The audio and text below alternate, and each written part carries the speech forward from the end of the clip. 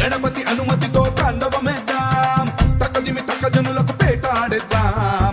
గణపతి అనుమతితో తాండవమేద్దాం, తక్కదిమి తక్క జనులకు పేటాడేద్దాం. వెప్పులిపై కదిలినాడు ఆపదలో వదిలిపోడు నాయకుడే శ్రీమణికంఠ. మోహినికి నందనుడే శంకరుడి బిడ్డడులే నీ శరణం శరవణ భవమే.